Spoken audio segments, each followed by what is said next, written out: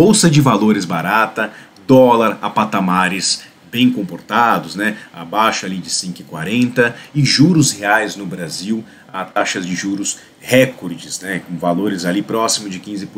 E diante desse cenário, onde o investidor deve investir? O investidor ele acaba ali ver um vídeo sobre um assunto, poxa, o momento agora, a bola da vez é colocar dinheiro em fundo imobiliário, a bola da vez é comprar ações porque a bolsa está muito barata, a bola da vez é pré-fixar, comprar título para marcação no mercado. Isso pode gerar uma confusão, pode gerar ali uma certa ansiedade, o investidor fazer ali decisões erradas. A minha resposta é: você deve alocar em todos os ativos. O mais importante é calibrar em quanto você vai colocar em cada ativo, calibrar ali a ansiedade que você tem para um ativo de mais risco. Lembrando, é muito importante essa frase, né? Um ativo de maior risco, ele pode te trazer um maior retorno no futuro, mas pode, ele não necessariamente irá te trazer um maior retorno no futuro, porque se necessariamente investir em algo de maior risco te trouxesse maior retorno lá na frente, com certeza ele seria de baixo risco. Tome muito cuidado, né? É muito importante. Cada classe de ativos num portfólio, ela tem uma função muito bem estabelecida. Então, quando a gente compra CDBs, LCIs, LCAs, emissões bancárias, a gente está pensando ali, né, em ter um crescimento perene na nossa carteira. Então, é aquele crescimento que não vai ter volatilidade. Você vai comprar, no momento certo, ativos pré-fixados para carregar um ativo no seu portfólio, de forma que ele não tenha ali, né, uma redução de juros quando os juros caírem. Você vai comprar ativos pós-fixados quando você tem a iminência ali dos juros começarem a subir e defender o seu portfólio. Você vai comprar títulos indexados à inflação quando você vê ali que tem um risco da inflação aumentar. A gente coloca mais peso em uma classe de ativo de acordo com o ciclo econômico que a gente estuda para fazer aquela alocação de portfólio. Ações, a mesma coisa, a gente vai colocar ali, né, a quantidade de ações ideal que a gente enxerga para aquele portfólio naquele momento, ou vai deixar uma reserva de oportunidade pensando na alocação naquelas ações, fundos imobiliários e assim por diante. Então aqui a gente vai mostrar para vocês como é que a gente pensa ali que uma carteira do investidor, de acordo com o seu perfil de risco, ela deve ser alocada para um investidor conservador, um moderado e um agressivo. E além disso, o perfil ao longo do horizonte de investimento. Às vezes um investidor conservador, ele, né, com um prazo mais longo, ele pode acessar um pouquinho de risco. Já um investidor conservador com prazo mais curto ou médio, é interessante que ele não acesse nenhum risco no portfólio. Então, olhando aqui a minha tela, a gente tem aqui uma divisão de acordo com esse perfil de risco. Então, aqui no eixo central é o prazo. Então, para baixo é maior prazo, para cima é um prazo curto e médio. Então, investidor conservador, a gente orienta para o investidor que ele está pensando ali no curto, médio prazo. Poxa, curto, médio prazo, 1 a 3 anos. Um prazo um pouco mais longo, 5, acima de 5 anos.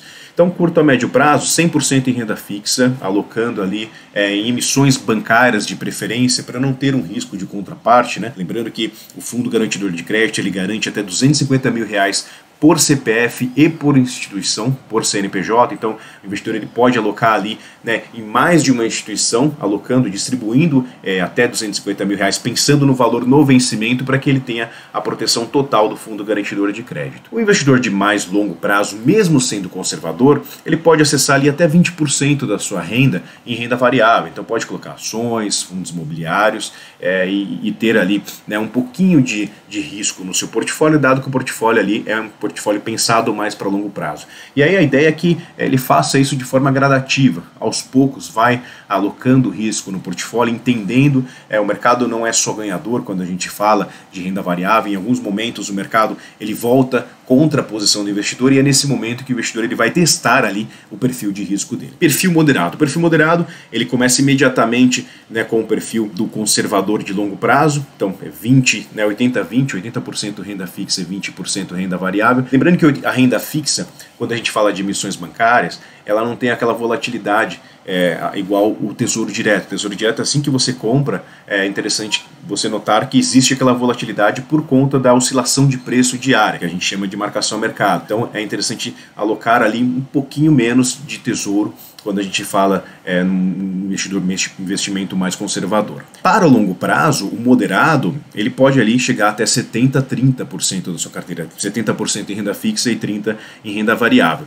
O arrojado inicia-se ali em 70-30% no curto prazo e a gente aconselha ali que vá no máximo 50-50% do portfólio. Lembrando de novo, né, a renda fixa aqui no Brasil habitualmente paga um juro muito elevado. Então o prêmio pelo risco na renda variável, ele acaba ficando cada vez mais encurtado. Diferentemente, quando você investe nos Estados Unidos e a taxa básica hoje, a 4,5% lá, já é uma taxa de juros muito alta, o prêmio pelo risco da renda variável é muito grande. Na medida que esses juros vai descendo, cada vez mais você tem mais incentivo a entrar e acessar risco. Aqui no Brasil, como você tem um juro muito elevado, a sua renda variável ela tem que, para começar a te dar algum dinheiro, pelo excesso de risco que você toma naquele portfólio, você tem que ali acessar muito risco. Você tem que ter um retorno muito elevado para você começar a acessar um prêmio pelo risco maior. Então é sempre importante, né? Poxa, diante desse cenário, diversas oportunidades, volte ali para o status inicial da sua carteira, a macroalocação,